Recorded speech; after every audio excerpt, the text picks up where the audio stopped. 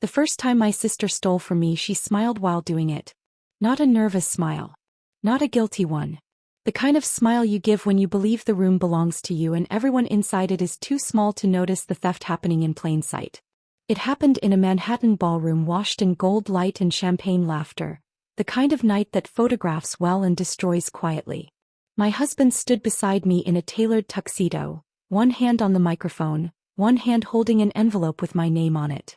"And tonight," he said smoothly, voice calm as anesthesia, "I'm celebrating a new chapter. Isabella and I are divorcing."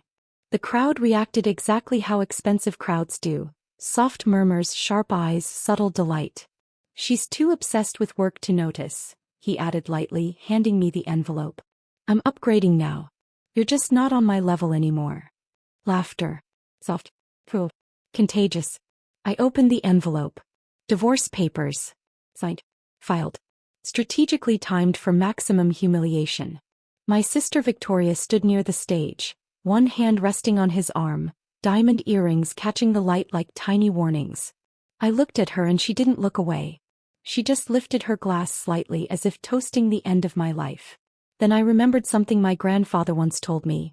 The worst betrayal is never loud. It's polite. And that was the moment I knew. The real revenge begins now. My mother always told me to get married twice. The first time for love. The second time for leverage. I didn't understand what she meant back then. I was too young, too hopeful, too convinced that loyalty was stronger than bloodlines and balance sheets. By 35, I had $100 million under my control and ownership stakes in 7 companies built from strategic acquisitions and ruthless negotiations in New York's corporate corridors.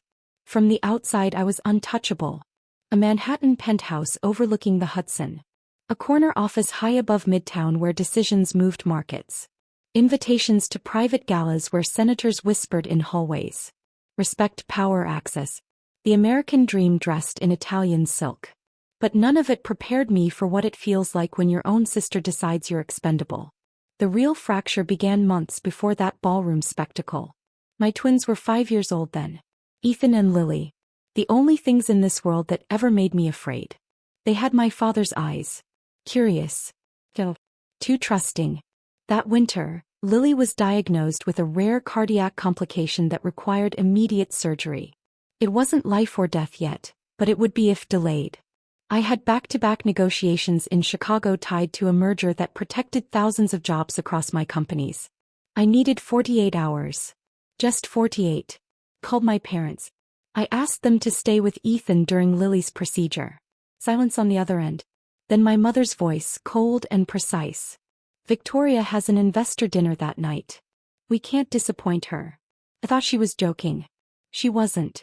My father cleared his throat like a man choosing sides. "Your sister's deal affects the family legacy," he said. "You've always handled things on your own. If you've ever been betrayed by family, you know exactly what that silence feels like. It doesn't scream. It hollows." I stood in that hospital corridor alone, antiseptic air stinging my lungs, watching my daughter disappear behind surgical doors while my parents posted photographs online from Victoria's rooftop fundraiser in Soho. They were smiling. My husband was there too, standing beside my sister, his hand resting at the small of her back. That was the first time suspicion whispered loud enough for me to hear it. Money doesn't disappear loudly either. It evaporates through spreadsheets and shell accounts and trust amendments signed during distraction. 3 weeks after Lily's surgery, she survived because she is stronger than all of us combined. I initiated a quiet forensic audit of our joint assets. I didn't confront anyone. I didn't cry. I didn't rage. I watched. Offshore accounts in the Cayman Islands. A medical procurement fund linked to one of Victoria's charity initiatives. My inheritance from our grandfather's estate had been restructured while I was under sedation during a minor procedure the previous year. Legal but manipulative. Signatures executed under a power of attorney clause I had trusted her with. 72% of our shared holding company quietly shifted. Not stolen outright.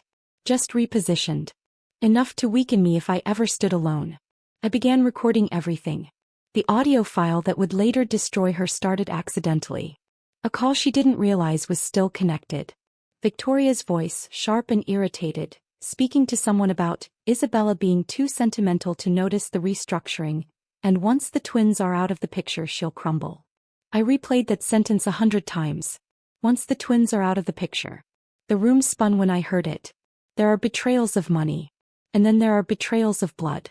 The confrontation didn't come immediately. Revenge is surgery. You don't cut until you see the full anatomy. Victoria escalated first. Board members began questioning my leadership. Anonymous concerns about misallocation of funds surfaced. Articles appeared hinting at instability in my companies. My husband withdrew emotionally and financially. Separate accounts. Separate lawyers. Separate bedrooms. He thought I didn't notice his meetings at a boutique hotel in Tribeca. I noticed everything. My grandfather noticed too. He had been quieter since the estate restructuring. Observing. Measuring. One rainy evening in his Connecticut home, he handed me a leather folder without speaking. Inside were original trust documents predating the amendments. Handwritten notes. And a digital recorder. I don't trust silence, he said simply. And I don't trust your sister. He had suspected the inheritance manipulation but lacked proof. Now I had more than suspicion. I had motive. I had financial trails. And I had her voice. The night of the gala, where my husband announced our divorce, wasn't spontaneous.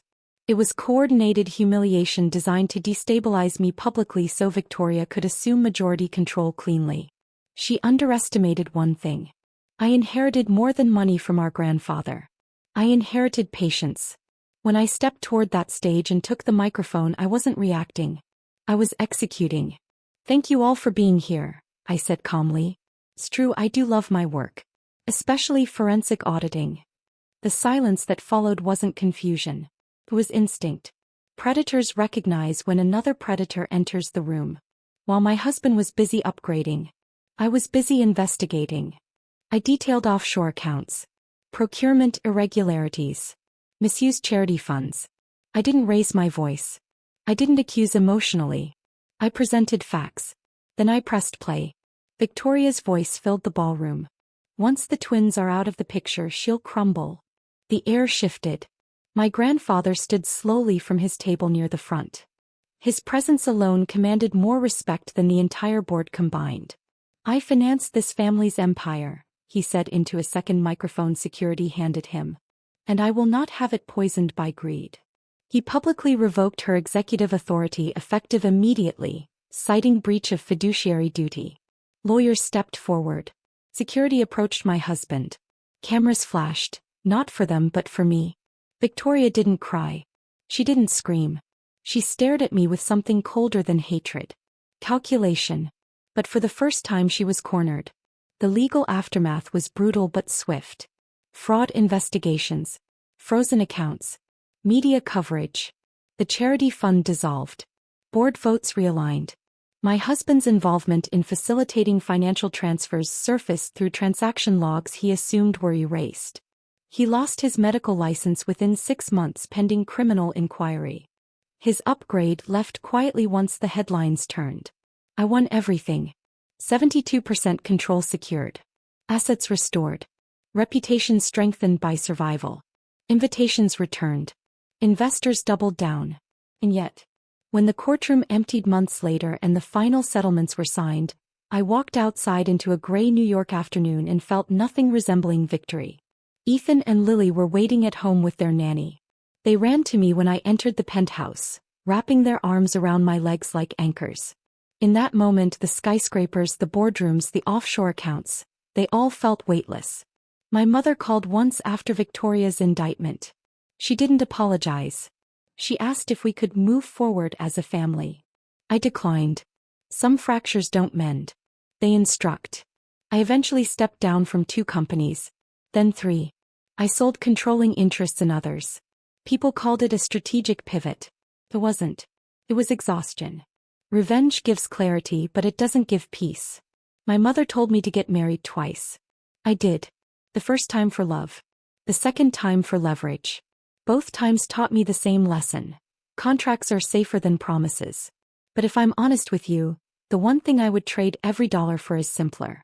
I would trade the empire, the leverage, the victory speeches, just to erase the memory of standing alone in that hospital corridor while my parents chose my sister's fundraiser over my daughter's surgery. No amount of money replaces that. Victoria awaits sentencing now. She still hasn't admitted guilt. She still believes this is temporary. Maybe she's right. Power shifts. Markets recover. Scandals fade. But recordings don't forget. If you've ever been betrayed by family, you know revenge isn't about destruction. It's about restoration. It's about making sure the truth stands somewhere permanent. I don't know what my future looks like. I know what my priorities are. My children. Their safety. Their clarity. Their understanding that success without integrity is rot dressed in silk. The night I exposed them, cameras called it dramatic. Commentators called it calculated. They weren't wrong. But they missed the simplest truth. I didn't do it for power. I did it because no one threatens my children and walks away untouched. And if you were standing where I stood holding that microphone, hearing that laughter turn into gasps, watching betrayal unravel in real time, what would you have done? Would you have stayed silent? Or would you have pressed play? If this story hit something real in you, tell me in the comments what you would have done in my place. Subscribe for more dark, psychological family thrillers where truth cuts deeper than lies. And share this with someone who knows that when betrayal comes from blood, it scars differently.